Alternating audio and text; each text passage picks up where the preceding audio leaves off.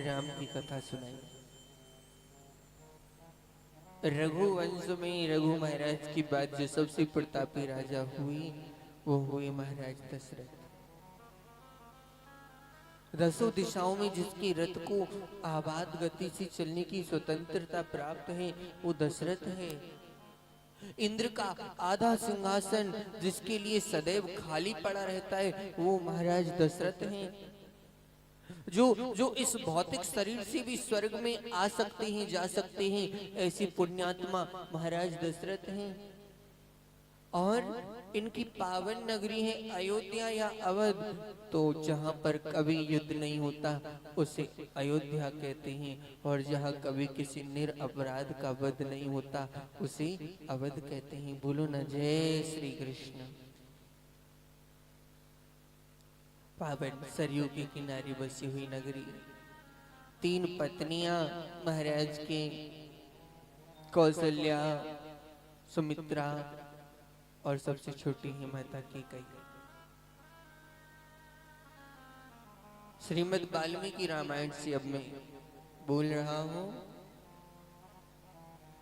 60,000 वर्ष की आयु महाराज दशरथ की हो गई, पर महाराज की कोई संतान नहीं हुई। और संजोग की बात की राजा के मन में कभी ऐसी भावना भी नहीं आई कि मेरी संतान क्यों नहीं हुई। पर एक दिन राजा दशरथ अपनी भरी सभा में बैठे हैं। बड़े बड़े मंत्रियों का मंडल लगा हुआ है। कोई खेलता हुआ बच्चा आया, ठोकर लगी, बच्चा गिर गया, रक्त निकल आया। अब एक मंत्री खड़ा हुआ जिसका वो बच्चा है, वो बच्चे को हृदय से लगाता है, रक्त को पोंछता है, और राजा दशरथ की आज्ञा के बिना ही उस बच्चे को लेकर वहां से चला जाता है। आज पहली बार दशरथ के मन में ये भावना जगी, इस पुत्र के सुख में ऐसा क्या है जो इसने मेरी चिंता नहीं की, इस राज्यसभा की चिंता नहीं की, और मैं बुढ़ापे में आ गया। क्या मेरे बाद सूर्य वंश का कोई राजा नहीं होगा? क्या मेरे वंश को चलाने वाला कोई नहीं होगा? ऐसी भावना महाराज दशरथ की हुई। गुरुदेव के पास पहुंचे।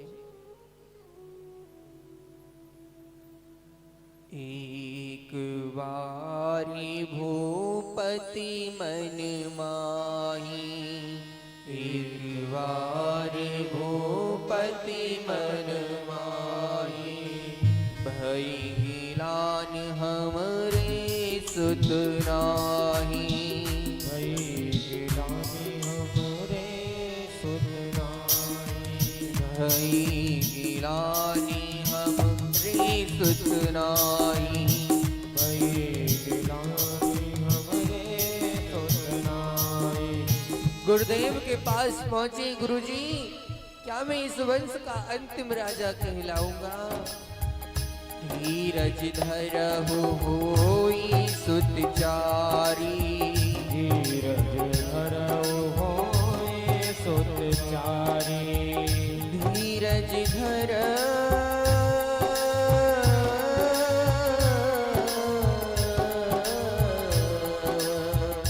धीरज धरहु होई सुतचारी, धीरज धरहु होय सुतचारी।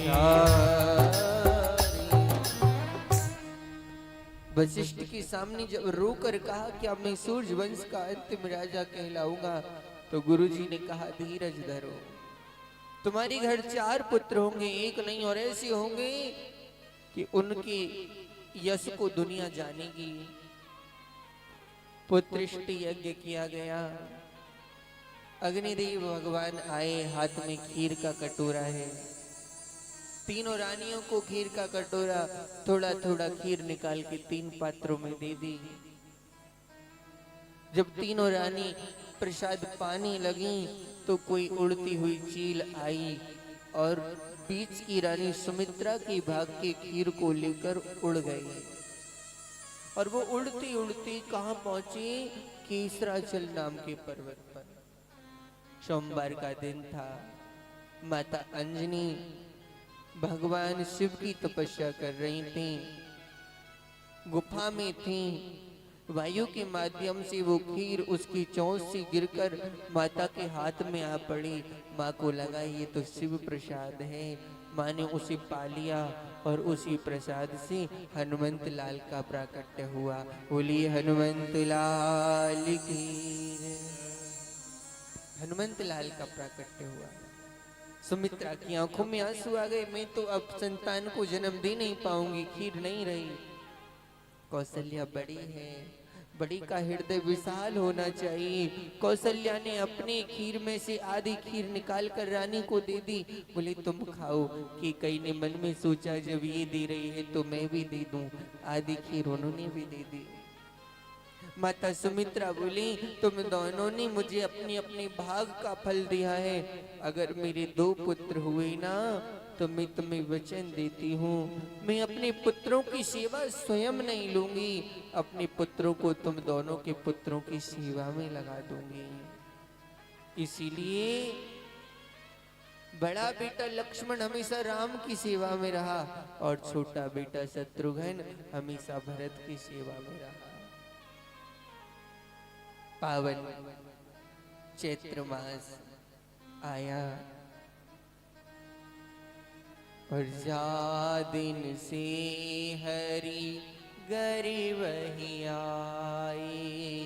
नित नवि मंगल मोदि बधाई।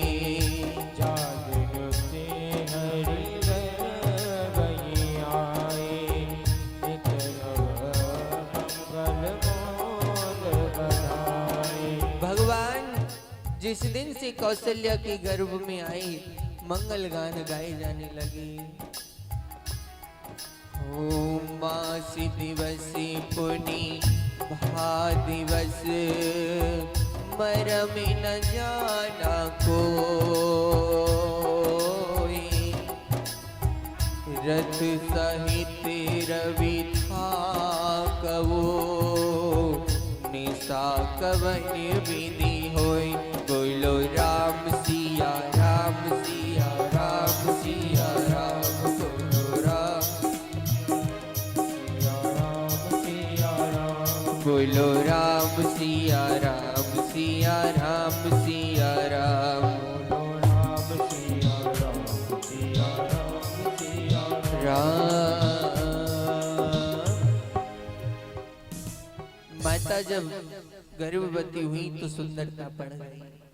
अच्छा, जब हमारी माताएं गर्भवती होती हैं तो शरीर का नूर कम हो जाता है, पर इनके गर्भ में ब्रह्म आ रहा है। इसीलिए जिस दिन से माता ने गर्भ धारण किया माता के शरीर के पूरे अंग की सुंदरता और भी बढ़ गई। नवमी तिथि आई। नवमी तिथि मधुमास पुनीता शुक्ल पक्ष अभिजित हरि प्रीता। भगवान प्रकट हो गए और बोले माँ तुम पिछले जन्म में स्वयं मनु और शत्रुपा थे और तुमने तपस्या की और तपस्या करके मुझसे मांगा कि चाहूं तुम ही समान सुत हरि सन किए दुरा। माँ तुमने कहा था कि तुम्हारी समान बेटा हो जाए, पर माफ करना मेरे समान तुम में ही हूँ, कोई दूसरा है ही नहीं। तो आप सरिस खोजो कहाँ जाई नृप तब तनय हो में आई। मैं तुम्हारा बेटा बनकर आ गया। गुरु वशिष्ठ की कितनी महानता, ब्रह्म को नामकरण करेंगे। माता कौशल्या बोली अब बालक बनकर आए हो तो बच्चों की लीला करो। माता मैं क्या करूं? बोलिए 4 हाथों में से 2 हाथ हटाओ। बच्चा 2 हाथ वाला होता है, पर हम तो जहाँ भी जाते हैं ऐसे ही जाते हैं। बोले यहाँ ऐसे नहीं चलेगा। भगवान ने 2 हाथ हटा दिए। अब तो द्वार खोलो, लोग दर्शन के लिए आएंगे। बोले नहीं, ये जो चक्र सुदर्शन है हाथ में तुम्हारे में गदा है, इनको हटाओ। भगवान ने हटा दिया। फिर माता बोली सुनो 6 फुट को छोरा ना हो गए बच्चा तो छोटा ही होता है, छोटे बनो। भगवान छोटे बन गए। माता बोली सुनो सुनो सुनो, अभी तुम्हारे तन पर ये चादर है, दुशाला ओढ़ कर आए हो, बागंबर पीतांबर, ये हटाओ, नंगे है जाओ। भगवान बोले माता जी आप क्या कहती हैं, हमको नंगा होना पड़ेगा? बोले हाँ, बच्चा तो नंगा ही होता है, वस्त्र पहन के थोड़ी आता है। भगवान बोले माता बड़ा दिक्कत होती है, हमको बहुत परेशान करती हो। कभी कहती हो हाथों को हटाओ, कभी कहती हो अस्त्र शस्त्रों को हटाओ, कभी कहती हो छोटे हो जाओ, अभी कहती हो नंगे ही हो जाएं। हाँ हाँ, तुम्हें नंगा होना होगा। भगवान नंगे हो गए। फिर बोली अब थोड़ा रो। भगवान बोले माफ करो, ये ना हो सके। भगवान रोता थोड़ी है। बोली मैं तो ब्रह्म हूँ, मैं रोता नहीं हूँ। बोले ब्रह्म होंगे तुम अपने घर में यहाँ तो पीटा बन कर आए हो, अब मैं जानती हूँ तुम ब्रह्म हो। कौशल्या को राम जी की सब पोल पट्टी पता है, इसीलिए लिखा कौशल्या हितकारी। हितकारी कौशल्या ही है, अगर कौशल्या से थोड़ा सा भी ऊपर नीचे करेंगे तो पोल पट्टी खुल जाएगी। और बोली हर की जैसी सुलीला अति प्रिय शीला, यह सुख परम अनूपा। जैसी सुलीला अति प्रिय शीला, ये सुख परम अनूपा। सुन वचन सुझाना रोदन ठाना, भई बालक सुर भूपा। वचन सुझाना रोदन ताली बजाते हुए बालक सुर भूपा। यह चरित जो गावई हरिपद पावई, हरिपद पावे। यह चरित जो गावे हरिपद पावई, चरित जो गावे हरिपद पावे। तेहि न पड़े भविकोपा। बोलो राम सिया राम सिया राम सिया राम, बोलो राम सिया राम सिया राम सिया राम। बोलो राम सिया राम सिया राम सिया राम, बोलो राम सिया राम सिया राम सिया राम। बोलो राम सिया राम सिया राम सिया राम, बोलो राम सिया राम सिया राम सिया राम। बोलो राम सिया राम सिया राम सिया राम, बोलो राम सिया राम सिया राम सिया राम सिया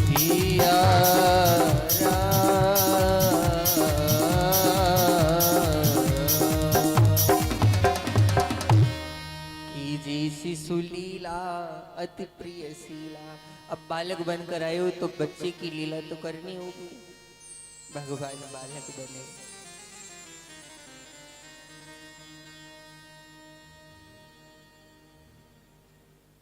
राघव का जन्म हुआ, सभी दर्शन के लिए आए।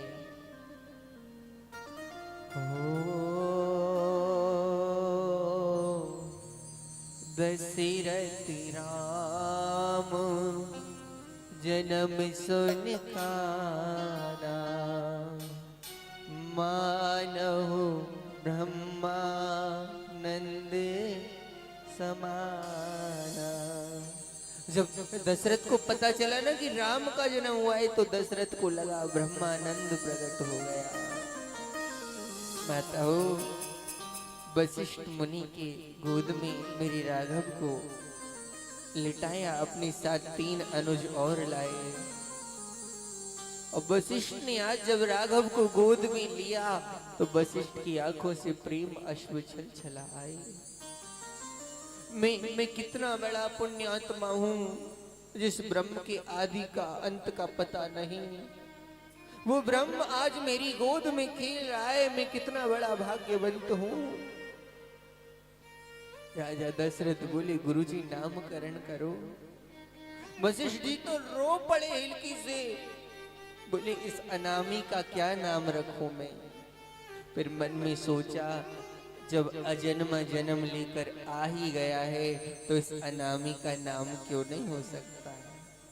कितने प्यारे नामकरण कर रहे हैं गुरु वशिष्ठ, नामकरण कर रहे हैं भैया। और हरि जो आनंद सिंधु सुख राशि करते त्रैलोक सुपासी। जो आनंद सिंधु सुख राशि करते लोक सुपासी। जो आनंद सिंधु सुख राशि करते त्रैलोक सुपासी। जो आनंद सिंधु सुख राशि श्री करते त्रैलोक सुपासी। तो सुख धाम राम अस नामा। तो सुख धाम राम अस नामा। सकल लोक दारुण विश्रामा। सकल लोक दारुण विश्रामा। और विश्व भरण पोषण कर जोई। विश्व भरण पोषण कर जोई। ताकर नाम भरत अस होई। ताकर नाम भरत अस होई। ताकर नाम भरत अस होई। जाके सुमिरन तेरी पुनासा।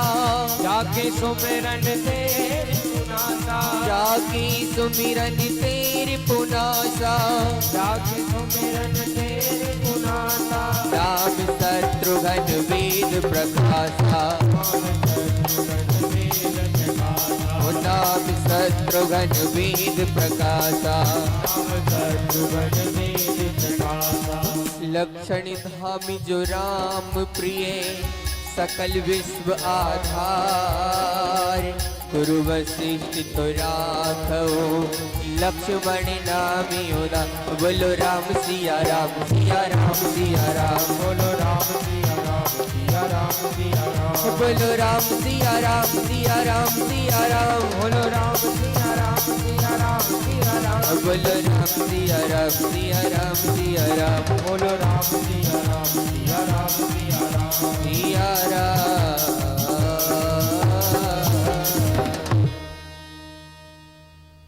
जो आनंद सिंधु सुख राशि। हम तो थोड़े थोड़े से आनंद के लिए भटकते हैं। अच्छे भोजन में आनंद ढूंढ लेते हैं, अच्छे बेडरूम में आनंद ढूंढते हैं, अच्छी सुविधाओं में ढूंढते हैं, लेकिन जो आनंद का सिंधु है, सुख की राशि है, जो आनंद सिंधु सुख राशि करते त्रैलोक सुपासी। जो दुनिया को आनंद देगा। रमन्ते योगिनो अस्मि। जो योगियों के हृदय में रमन करेगा वो राम है। और विश्व भरण पोषण कर जोई।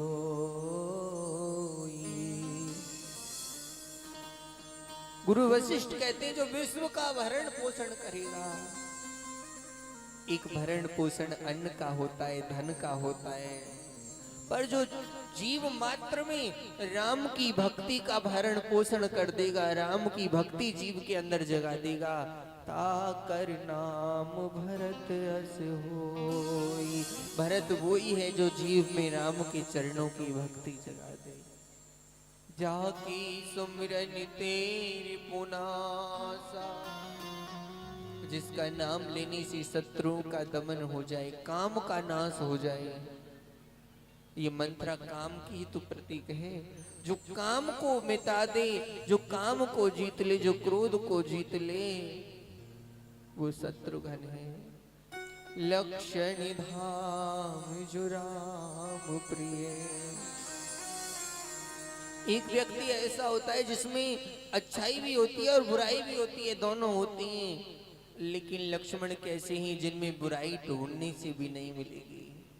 जो लक्षणों के धाम हैं, राम के प्रिय हैं। और भैया सीधी सी बात कहें, जिन्होंने अपने जीवन का लक्ष्य, जीवन का एम केवल एक ही बना लिया है कि राम के चरणों की भक्ति, राम से अलग कुछ नहीं, वो ही लक्ष्मण है। बोलो जय श्री कृष्ण। ऐसा पावन नामकरण हुआ। पर गुरु गृह पढ़न गए रघुराई, अल्पकाल विद्या सब पाई। यहाँ तुलसी बाबा ने लिखा अल्पकाल विद्या सब पाई।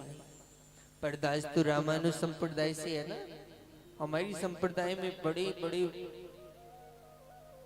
विचित्र ग्रंथ हैं, इसीलिए रामानुज संप्रदाय में महापुरुष कहते हैं, नीति नीति जह वेद पुकारे। वेद भी जिसका पार नहीं पाते, क्या वो ब्रह्म पढ़ेगा? क्या उसे पढ़ाई की आवश्यकता है? इसीलिए यहाँ बदलाव कर दिया और कहा अल्पकाल विद्या सब आई। विद्या गई नहीं, विद्याएं चलकर आई हैं। मानो भगवान से कहना चाहती हैं कि अगर आप हमें धारण कर लोगे तो हम भी धन्य हो जाएंगे। विद्या भी भगवान से जुड़कर धन्य हो जाती है। गुरु घर से पढ़कर लौटे और अब धीरे धीरे बड़े हो रहे हैं मेरे राघव। इधर गाधी तनय मन चिंता व्यापी, गाधी तनय मन चिंता व्यापी, गाधी तनय मन चिंता व्यापी। बिन हरि मिटयना निश्चर पापी, बिन हरि मिटयना निश्चर पापी। ओ बिन हरि मिटयना निश्चर पापी, बिन हरि मिटयना निश्चर पापी। गाधी तनय, गाधी तनय कौन है? विश्वामित्र गाधी के पुत्र हैं। मन में चिंता हुई कि जब तक हरि नहीं आएंगे ना, तब तक ये निशाचर इस धरती से जाएंगे नहीं। और उन्हें याद आ गया कि मेरे राघव का जन्म हो चुका होगा, वो तो लीला कर रहे होंगे। और अयोध्या की गलियों में विश्वामित्र आए, दरवाजे पर आवाज लगाई। किसी सैनिक ने जाकर कहा विश्वामित्र आए हैं। भैयाओ, राजा दशरथ अपने आसन को, सिंहासन को छोड़कर नंगे पैरों हाथ जोड़कर, हाथ में मुकुट लेकर सामने पहुंच गए, क्योंकि ये जानते हैं कि विश्वामित्र ऐसे संत हैं जिनको दरवाजे के बाहर जाकर ही प्रणाम कर लें तो ही अच्छा है। उन्हें याद है कि एक बार ये विश्वामित्र मेरे पूर्वज हरिश्चंद्र के समय पर राज्य के अंदर आए थे, तो मेरे पूर्वज को बाहर भटकना पड़ा था, इसलिए इतने सम्मान के लिए ये स्वयं बाहर चले आए। और बोले ऋषिवर, ये दशरथ तुम्हारी सेवा में उपस्थित है, तुम जो मांगोगे ये दशरथ तुम्हें वो दे देगा। तुम मेरे प्राण भी मांगोगे तो मैं तुम्हें दूंगा, वचन देता हूं, मैं सूर्यवंशी हूं। राजा दशरथ की इतनी बात सुनकर आज विश्वामित्र कहते हैं, राजन मुझे तुम्हारी पुत्र राम और लक्ष्मण चाहिए। और जैसे ही कहा कि राम और लक्ष्मण चाहिए, दशरथ की तुम्हारे पैरों के नीचे से भूमि ही निकल गई। नाथ, ये तुमने क्या मांगा? चौथे पन में मैंने पुत्रों का मुख देखा और तुम मुझसे मेरे पुत्रों को मांगते हो। राम देत नहीं बनई गोसाई, राम देत नहीं बनई गोसाई, राम देत नहीं बनई गोसाई। सब सुत मोर प्राण की नाई, सब सुत मोर प्राण की नाई, सब सुत मोर प्राण की नाई, सब सुत मोर प्राण की नाई। राम देत नहीं बनई गोसाई, राम देत नहीं बने गोसाई। ऋषिवर तुम मेरे प्राणों को मांग लो, ये दशरथ मना नहीं करेगा, पर राम को नहीं दे सकता। वैसे तो मुझे सभी पुत्र प्राणों से प्यारे हैं, पर राम देत नहीं बने गोसाई। राम को देने का तो प्रश्न ही नहीं उठता। अब ऋषि क्रोध में आ गए और बोले, अभी तो बड़े वचन दे रहा था, बड़ी प्रतिज्ञाएं कर रहा था, और आज जब देने की बात आई तो पुत्र वाला बनता है। जहां मुझे तेरा पुत्र नहीं चाहिए, मैं चला जाऊंगा। तब वशिष्ठ बहुविधि समझावा। वशिष्ठ ने बहुत समझाया, ये ब्रह्म ही तुम्हारे बेटा को लेकर जाएंगे तो बड़ी बड़ी विद्याएं देंगे। दशरथ बोले, मुझे विद्या नहीं चाहिए। बड़े बड़े अस्त्र शस्त्र देंगे, बोले नहीं चाहिए। तब कहा, बहुविधि, ये जाएंगे अकेले लेकर आएंगे बहू। बहू को घर में लाने की विधि बताई। तब दशरथ बोले, ठीक है, ले जाओ। आज दशरथ पुत्र राघव मार्ग में पहुंचे तो सबसे पहले ताड़का का और सुबाहु का उद्धार किया। बिना फन का बाण मार के मारीच को समुद्र पार लंका पहुंचा दिया। चलते चलते आज राघव एक ऐसी जगह पर पहुंचे जहां बड़ा सुरम्य वातावरण है। हजारों वृक्ष, हजारों मंडप बने हैं, वेदियां बनी हैं, यज्ञशालाएं बनी हैं, पर उस जगह को देखकर ऐसा लगता है कि यहाँ कभी बहुत ऋषि महात्मा रहे होंगे। वृक्ष पर पक्षी बैठे हैं पर आवाज नहीं कर रहे हैं। और राघव ने देखा कोई कोई शिला पड़ी है, नारी की आकृति से युक्त शिला पड़ी है। पूछा, गुरुजी ये कौन सी जगह है, और ये शिला कैसी है? ये शिला वशिष्ठ आज विश्वामित्र गंभीर हो जाते हैं और गंभीर होकर कहते हैं कि राजन राघव, देखो पूरे रामचरितमानस में भगवान राम को विश्वामित्र ने सिर्फ आज्ञा दी है हर जगह, पर यहाँ आज्ञा नहीं दे रहे हैं, यहाँ राम से प्रार्थना कर रहे हैं कि गौतम नारी श्रापिवश उपल देह धर धीर, चरण कमल रज चाहती, कृपा करो रघुवीर। ये गौतम ऋषि की पत्नी, पूरा समाज इसे बड़े आदर की दृष्टि से देखता, पर इससे थोड़ा सा अपराध हो गया। इंद्र के प्रति इसका किंचित मात्र आकर्षण हुआ, ऐसा मुझे लगता है।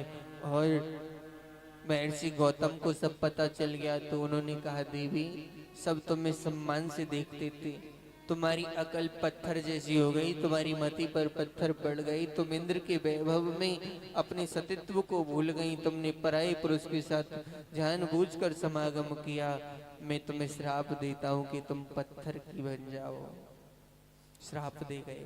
और ये नारी चाहती है कि इसे कोई ऐसा व्यक्ति चरण रज दे दे जिसने काम और क्रोध दोनों को जीता हो। चरण कमल रज चाहती, कृपा करो रघुवीर, रघुवीर तुम कृपा कर दो। माताओं, राम ने जैसे ही सुना कि ये ब्राह्मण पत्नी है और इसे अपने चरणों का स्पर्श देना होगा, राम ने हाथ जोड़ लिए। राघव मैं ये नहीं, गुरुदेव मैं ये नहीं कर सकता। मैं किसी ब्राह्मण पत्नी को अपने चरणों का स्पर्श कराऊं, ये हमें शोभा नहीं देता, हम सूर्यवंशी राजकुमार हैं।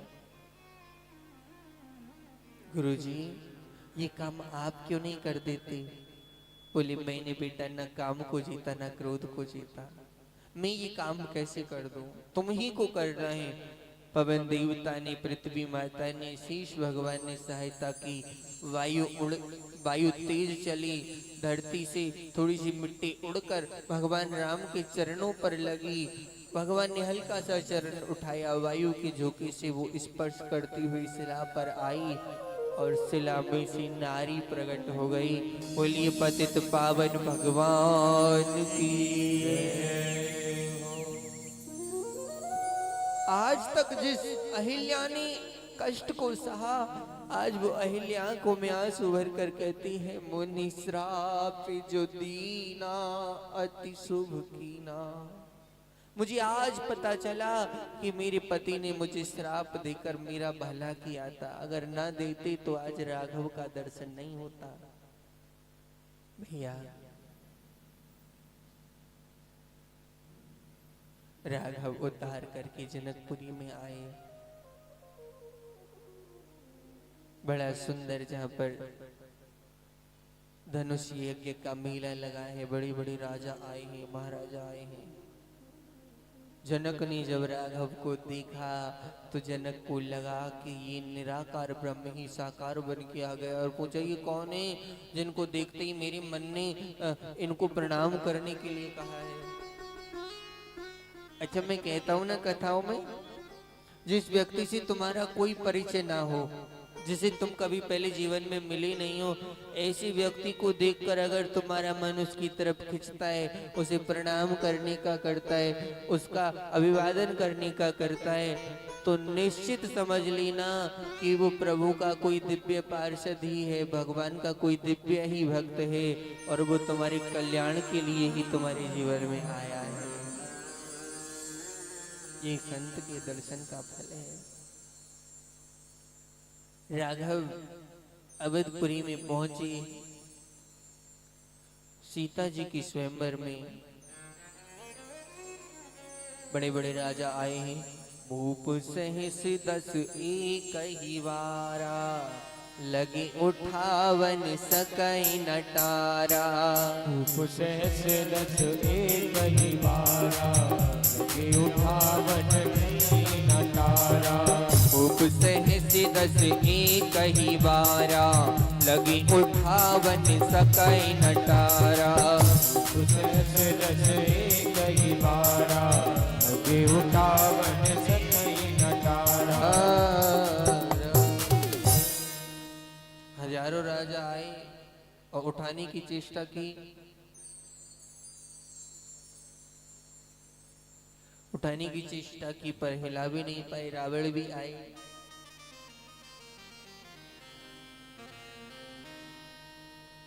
और भैया रावण का प्रभु राम का संवाद हुआ। रावण ने पूछा, रावण से प्रभु ने पूछा, सीता तो तुम्हारी पुत्री भी नहीं, पुत्री की भी पुत्री की आयु की है, तुम दादा नहीं पर परदादा लगोगे सीता के।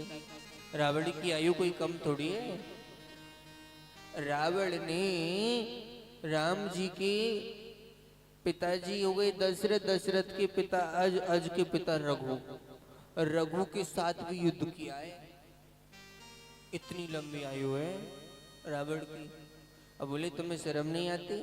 नहीं, तुम्हारी पोती भी पर पोती की उम्र की है और तुम स्वयंवर में चले आए हो।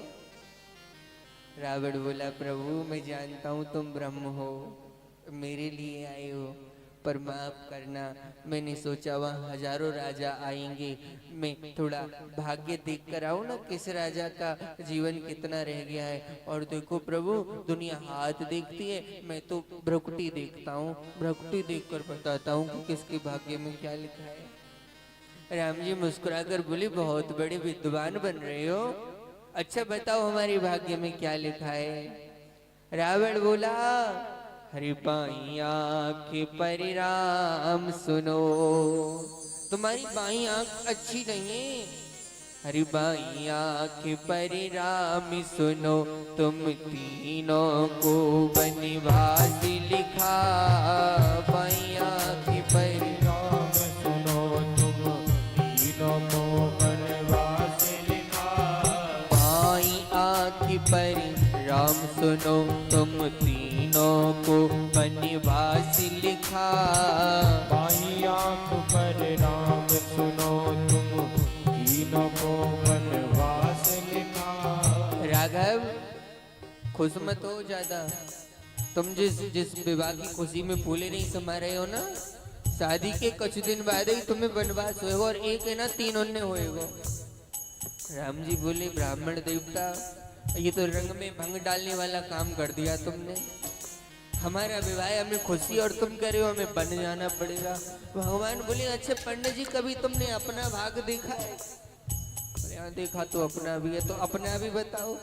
भगवान से रावण बोला मेरी बाई खराब नहीं है मेरी दाई खराब है। हर मेरी दाई पर राम सुनो, मेरी दाई पर राम सुनो, पूरी लंका का नाश लिखा। मेरी आंख पर राम सुनो, पूरी लंका का नाश लिखा। मेरी दाई पर मेरी लंका का नाश लिखा है। भगवान बड़ी जोर से खिलखिला के हंसे, बोले अब अच्छा हुआ तुमने हमें बुरी खबर सुनाई थी, अब तुम्हारा भी बुरा होएगा। कम से कम हमें वनवास होगा तो तुम्हारा भी तो नाश होगा। अच्छा जब तुम सब कुछ जानते ही हो तो फिर यहाँ आए क्यों हो? बोले मैं आपको इनविटेशन देने आया हूँ, निमंत्रण देने आया हूँ। किस बात का? हरि विवाह की बात मेरे रघुवर, सीधे गढ़ लंक चले आना। विवाह की बात मेरे रघुवर, सीधे गढ़ लंक चले आना। शादी के सुखों में डूब मत जाना, भूल मत जाना। होता है ना शादी के बाद में आदमी सब भूल जाता है। चले आना लंका को। भगवान बोले देखेंगे आराम से, अकेले नहीं बुला रहा हूँ। हर मेरी मुक्ति का है साधन, सीता साथ लिए आना। मेरी मुक्ति का है साधन, सीता साथ ले आना। तुम ब्रह्म हो, पिता हो। पिता थोड़ा कठोर भी हो सकता है। अब बच्चा कुछ मांगता है ना पिताजी, तो कभी कभी पिताजी डांट देते हैं, कमाते दमाते हो नहीं, खर्चा करते रहते हो, हम नहीं दे रहे हैं। अब बच्चा रोकर माँ के पास से निकल जाए तो माँ हाथ पकड़ के पीछे को ले जाए और कहेगी चुप रहियो, कहियो मत, थोड़ी देर रुक जा, मैं चुपचाप निकलवा के चुपचाप दे दूंगी। माँ का हृदय बड़ा विशाल होता है। इसीलिए बोले फूल गोविंद भगवान की। बोले सुनो अकेले मत आना, हो सकता है तुम अकेले आओ तो मेरा उद्धार करने में सक जाओ।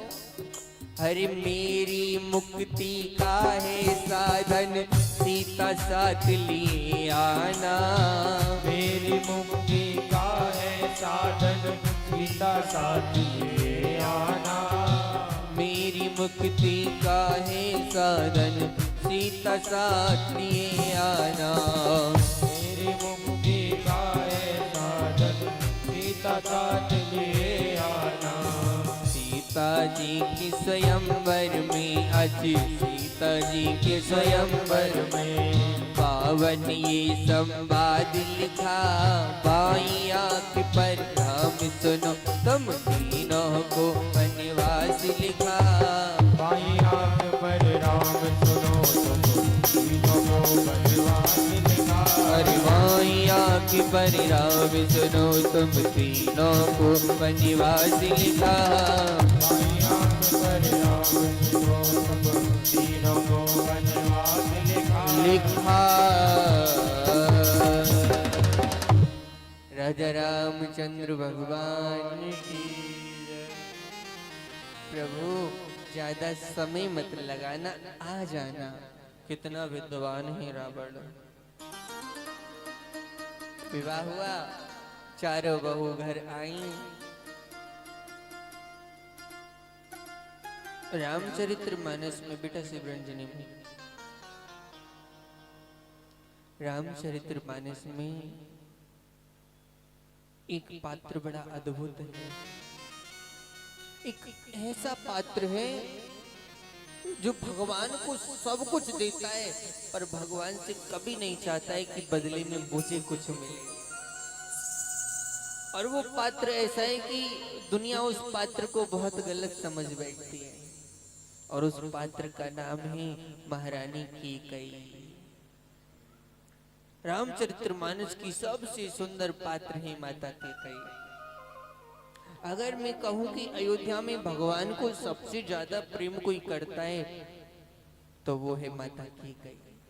कैकेयी से ज्यादा प्रेम राम को कभी किसी ने नहीं किया।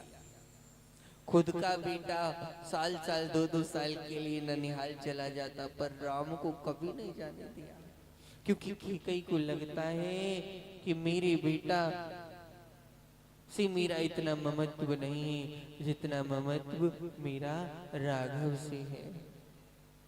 अब राघव कभी छोटे रहे होंगे और छोटे से राघव को माता अपने हाथ से खीर खिला रही थी, तो माता से ऐसे हाथ रोक के राम ने पूछा, माँ मैं तुमसे कुछ मांगना चाहता हूँ। मांगो, क्या मांगना चाहते हो? माँ मैं तुमसे कुछ चाहता हूँ पर तुम्हें मेरी सौगंध खानी होगी, मैं जो मांगूंगा आप दोगी। अरे बेटा तुझे मुझसे मांगने के लिए सौगंध की आवश्यकता नहीं है, मांग ली। बोले नहीं, पहले सौगंध खाओ, मैं जो मांग रहा हूँ तुम दोगी और कभी किसी को बताओगी भी नहीं।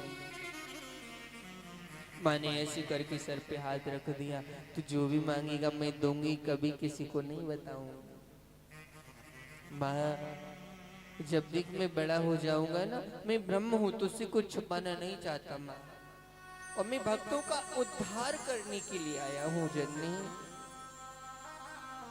बता, मैं जब बड़ा हो जाऊंगा ना, एक समय ऐसा आएगा जब पिताजी मुझे गद्दी देना चाहेंगे माँ, तो उस समय मेरे लिए ना पिताजी से 14 वर्ष का वनवास मांग लेना। और जैसे ये कहा कि कैकेयी ने हाथ हटा लिया, बोले बेटा 14 वर्ष तेरे बिना ये कैकेयी कैसे जीवित रहेगी? माँ तुझे ये देना होगा, और तेरे सिवाय ये काम कोई और नहीं कर सकता। उसी दिन से माता कैकेयी ने दोबारा राघव को अपने कक्ष में नहीं बुलाया। माँ को लगता कि कहीं राम के लिए वनवास मांगते समय मेरा हृदय टूट गया तो मैं वरदान कैसे मांग पाऊंगी? इतनी बड़ी जिम्मेदारी मेरी पुत्र ने मेरे ऊपर सौंप दी है। राम अभिषेक का समय आया, सब खुशी ही, सब प्रसन्न ही। मंत्रा के द्वारा कैकेयी ने दशरथ महाराज से वरदान मांगे, और दशरथ महाराज रोकर बोले, रानी तू तो राम को सबसे ज्यादा प्रेम करती है, तो ये क्या मांग रही है? बोले नहीं, मुझे ये चाहिए कि तापस वेश विशेष उदासी 14 बरस राम वनवासी। राम के लिए 14 वर्ष का वनवास तुम्हें देना होगा। दशरथ रोकर बोले, रानी हरि खिलते चमन को रानी उजाड़े मदीना। खिलते चमन को रानी उजाड़े मदीना। ये चमन बिखर जाएगा, बहुत मीठा, ये चमन बिखर जाएगा रानी, और देख ये चमन बिखरा तो तेरा सुहाग भी नहीं बचेगा, ये सुहाग भी तुझसे जुदा हो जाएगा।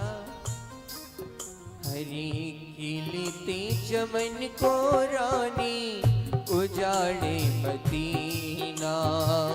खिलते चमन को रानी उजाड़े मदीना।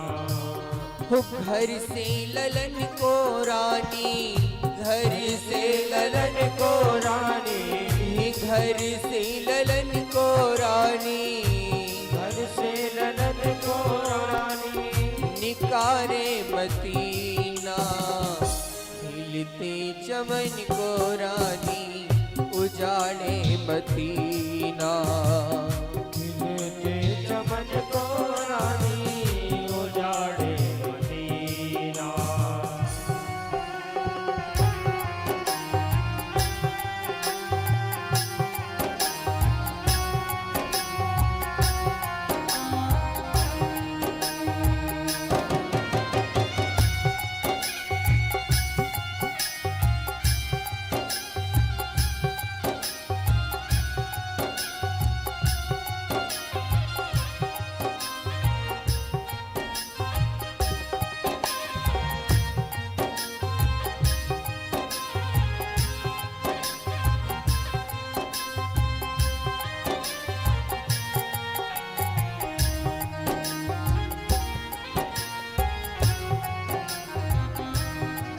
और रानी, तू तो दो वचन मांग रही है, तू तो दो वरदान मांग रही है।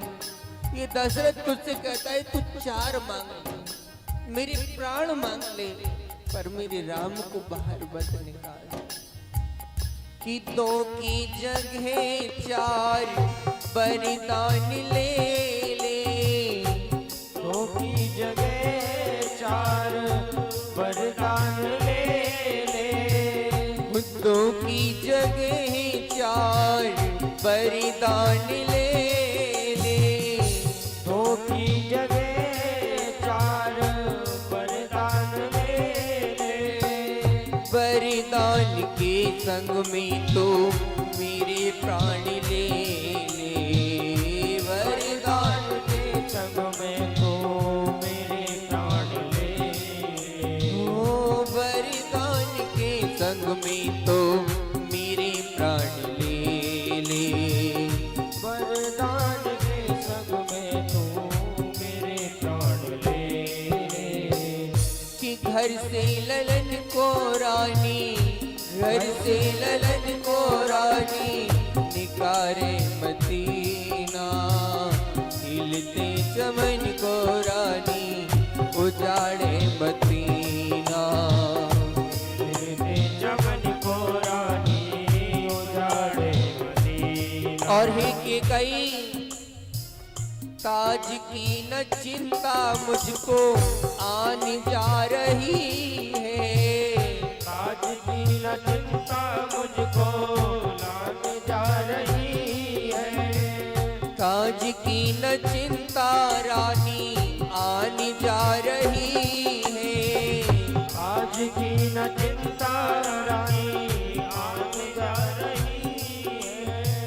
जानकी के संग में निकली जान जा रही है, जानकी के संग में निकली जान जा रही है, हो जानकी के संग में निकली जान जा रही है, जानकी के संग में निकली जान जा रही है, कि खिलते चमन को रानी, खिलते चमन को रानी उजाड़े मदीना, घर से ललन को रानी निकारे मदीना, घर से ललन को रानी निकाले मदीना।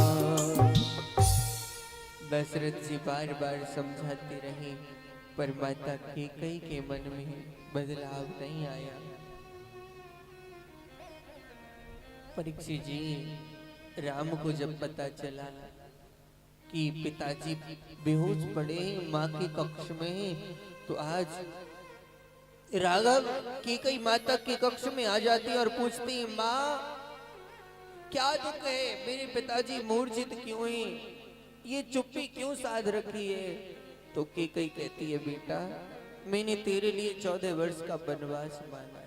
राघव खुशी से फूले नहीं समाते और कहती, माँ तूने आज इस राम पर बड़ी कृपा कर दी, तूने इस बेटा को माता पिता की सेवा करने का अवसर दे दिया। माँ मैं तेरा कहाँ तक साधुवाद करूं ही जननी।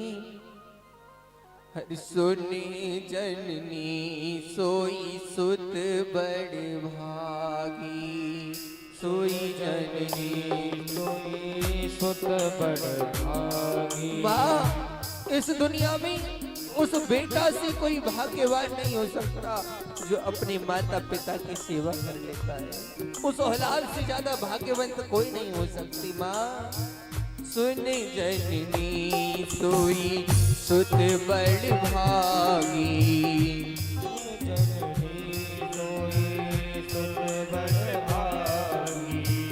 जो पे तुमात चरण अनुरागी, जो पितुमात चरण अनुरागी। माँ जो माता पिता की सेवा कर पाए उस औलाद से भाग्यवंत कौन होगा। और जिस औलाद के सामने उसकी माता पिता दुखित हो उससे बड़ा पापी कौन होगा। मैं जाऊंगा, 14 वर्ष का समय कोई ज्यादा बड़ा नहीं है। लक्ष्मण से कहा, देखो राम जी का जो धर्म है ना, ये सामान्य धर्म है। हर बेटा को, हर मनुष्य को इस धर्म को निभाना चाहिए। राम जी का धर्म सामान्य धर्म है, लक्ष्मण जी का धर्म विशेष है। लक्ष्मण को पता चला तो लक्ष्मण बोले, मुझे भी साथ ले चलो। भगवान बोले, लक्ष्मण तुम्हें आज्ञा नहीं है ये बन जाने की, तुम बन नहीं जा सकते। पिताजी की हालत बहुत गंभीर है, दैन्य है। भैया तुम यहीं रहो, पिताजी ने तुम्हारे लिए वनवास नहीं मांगा है। लक्ष्मण बोले, भैया तुम आज्ञा करोगे ना तो ये लक्ष्मण रुक भी जाएगा, पर मुझे ये बताओ, ये आज्ञा, ये नियम, ये पालन किसी मृत के लिए होते हैं या जीवित के लिए होते हैं? बोले, भैया जीवित के लिए होते, मरा हुआ क्या करेगा। बोले, बिना राम के ये लक्ष्मण मृत देह के समान है, तुम चली गई तो मेरी आत्मा तुम्हारे पीछे चल देगी, शरीर रह जाएगा, शरीर को पालन करना है। लक्ष्मण से राम कहते हैं, तुम जानते हो जिस राजा की प्रजा दुखी हो वो राजा नरक का अधिकारी होता है। जासुराज नृप प्रजा दुखारी, जासुराज नृप प्रजा दुखारी, सो नृप नरक अधिकारी, सो नृप नरक अधिकारी, सो नृप नरक अधिकारी, सो नृप नरक अधिकारी। भैया जिस राजा की प्रजा दुखी हो वो नरक में जाता है, इसलिए तुम यहीं रहो। पर लक्ष्मण बोले, गोविंद हे राघव, मोरे प्रभु तुम गुरु पितु माता, मोरे प्रभु तुम गुरु पितु माता। मैं किसी दूसरे गुरु को नहीं जानता, मैं माता पिता को भी नहीं जानता, मेरा तो सब कुछ तू है राघव। कि मोरे प्रभु तुम गुरु पितु माता, मोरे प्रभु तुम गुरु पितु माता। जाऊं कहाँ तज पग जल जाता, जाऊं कहाँ तज जल जाता। मोरे एक सकल तुम स्वामी, मोरे को सकल तुम स्वामी। ओ मोरे एक सकल तुम स्वामी, मोरे को सकल तुम स्वामी। दीन बंधु और अंतर्यामी, दीन बंधु और अंतर्यामी। भैया मेरी तो सर्वस्व आप हो, आपके सिवाय मैं कुछ नहीं जानता। लक्ष्मण से कहा, जाओ माता की आज्ञा लेकर आओ। माता सुमित्रा बोली, लक्ष्मण राम को वनवास नहीं हुआ है, राम ने तेरे ऊपर कृपा की है, तुझे सेवा देने के लिए राम बन जाने का अभिनय कर रहे हैं। तुमरे भाग राम बन जाए। और राम जहां अवध जहां तहाँ राम निवासु, कहीं दिवस जहां भानु प्रकाशु। जहां राम रहेगा ना वही जगह अयोध्या बन जाएगी, क्योंकि जहां सूरज का प्रकाश होता है वही दिन होता है, वरना दिन नहीं होता। राम लक्ष्मण माता सीता तीनों चले आए। महाराज सुमंत जी छोड़ने आए हैं। पूरे अवधवासी पीछे चलती है राघव के। दशरथ जी बोले सुनो,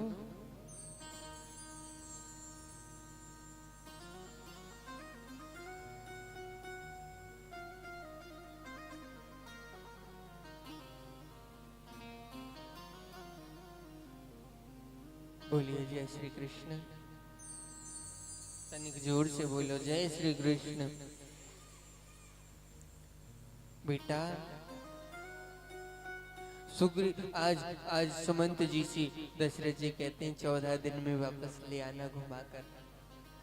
और जब ले आए तो तमसा नदी के किनारे पर राघव पहुंचे।